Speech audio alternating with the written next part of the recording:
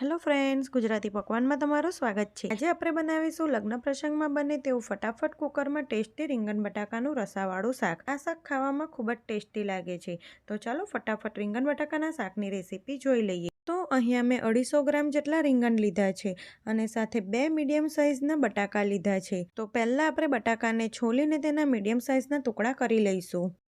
બટાકા અને રીંગણને આ રીતે કટ કરીને તરત જ પાણીમાં ડૂબતા રાખવાના, એટલે તે કાળા ના પડી જાય।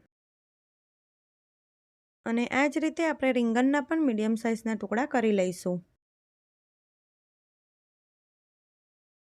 રીંગણનો આ રીતે ડીટિયાવાળો ભાગ કટ કરી લઈશું।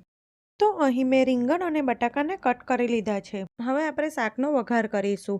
તો એક કુકર લઈ તેમાં 2 થી 3 મોટી ચમચી જેટલું તેલ નાખીશું। તેલ ગરમ થાય એટલે તેમાં 1 ચમચી રાઈ નાખીશું। રાઈ ફૂટે એટલે અડધી ચમચી જીરું નાખીશું। પછી 1/4 ટેબલસ્પૂન જેટલી હિંગ અને સાથે તજ, લવિંગ અને તમાલપત્ર નાખીશું। પછી 2 ટેબલસ્પૂન જેટલા આદુ, મરચાં અને લસણની પેસ્ટ નાખીશું। હવે ગેસની ફ્લેમ સ્લો રાખી પહેલાં બધું સાંતળી લઈશું। પછી જે બટાકા કટ કરીને રાખ્યા છે તેને પાણીમાંથી નિતારી ઉમેરી દઈશું। પછી બટાકાને 1 થી 2 મિનિટ માટે તેલમાં સાંતળી લઈશું। સાથે જ તેમાં મેં અહીં 1 નંગ જેટલા ટામેટાને ઝીણું કટ કરીને લીધું છે, તો તે ઉમેરી દઈશું અને હવે બધું સારી રીતે મિક્સ કરી દઈશું। હવે ગેસની ફ્લેમ સ્લો ટુ મીડિયમ રાખી ટામેટા થોડાક સોફ્ટ થાય ત્યાં સુધી થવા દઈશું। તો અહીં 3 થી 4 જ મિનિટમાં ટામેટા સોફ્ટ થઈ ગયા છે।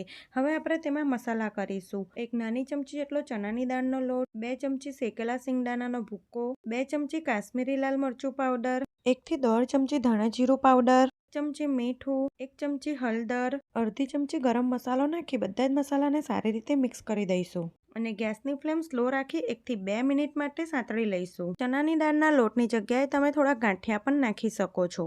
મસાલા શેકાઈ જાય પછી તેમાં જે રીંગણ કટ કરીને રાખ્યા છે તે ઉમેરી દઈશું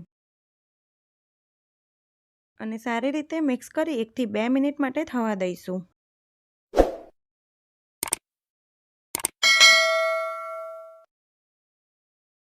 પછી તેમાં અડધા કપ જેટલું પાણી નાખીશું।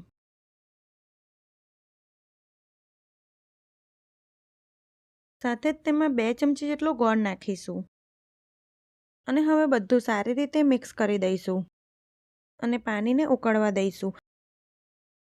આ રીતે પાણી ઉકળે એટલે કુકરનું ઢાંકણું ઢાંકી તેની 1 થી 1.5 વિસલ વગાડી લઈશું। અહીં ગેસની ફ્લેમ તમારે સ્લો ટુ મીડિયમ રાખવાની।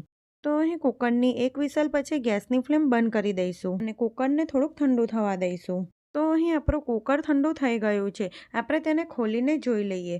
તો તમે જોઈ શકો છો આપણું એકદમ સરસ સ્વાદિષ્ટ રીંગણ બટાકાનું રસાવાળું શાક બની ગયું છે। ઉપરથી આપણે થોડાક ઝીણા સમારેલા લીલા ધાણા નાખીશું અને ગરમા ગરમ શાકને આપણે પ્લેટમાં સર્વ કરીશું। આ શાક સાથે રોટલી, ભાખરી, મીઠા દાળ ભાત સર્વ કરી શકો છો। તે ટેસ્ટમાં ખૂબ જ સરસ લાગે છે। તો તમે ક્યારેય કુકરમાં રીંગણ બટાકાનું શાક ના બનાવ્યું હોય તો આ રીતે કુકરમાં ફટાફટ રીંગણ બટાકાનું શાક જરૂરથી બનાવજો। આ શાક ખૂબ જ ટેસ્ટી બને છે। જો તમને મારી રેસીપીઓ ગમતી હોય તો આવી જ બીજી નવી રેસીપી જોવા માટે મારી ચેનલને સબસ્ક્રાઇબ કરજો। ફરી મળીશું એક નવી રેસીપી સાથે। ત્યાં સુધી થેન્ક્સ ફોર વોચિંગ।